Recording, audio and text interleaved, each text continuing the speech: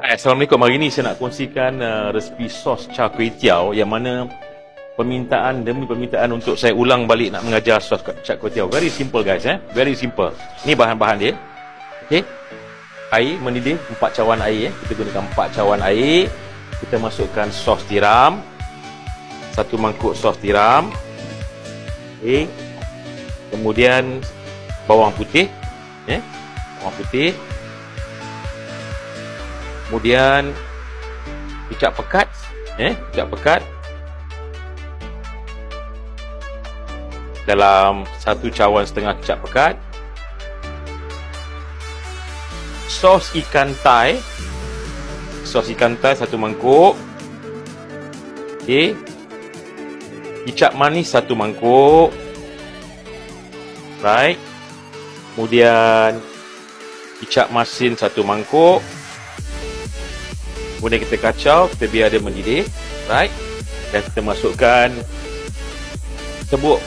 Allah, terjatuh pula dah. Kita masukkan serbuk perasa ayam, setengah sudu, sedikit garam. Right? Dan kita kacau sampai dia mendidih. Jadi kalau nak sedap lagi, you boleh masuk gula batu, gula batu, right? Kemudian kita biar dia mendidih sampai betul mendidih, lebih kurang renehan lebih kurang setengah jam lah. Okey, sebab ini saya buat TikTok, saya tak nak lama. TikTok pun maksimal 5 minit, if not people get bored. Kemudian kita rasa.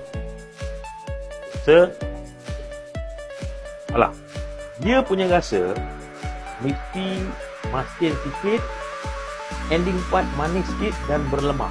Sebab apa dia kena masin sikit? Apabila kita goreng kuih tiaw kan, kuih tiaw tu dia karbohidrat, dia berkandung kan, dia tawar. Kemudian kita masukkan sayur tauge, dia tawar. Sebab itu kita kena ada masin sedikit.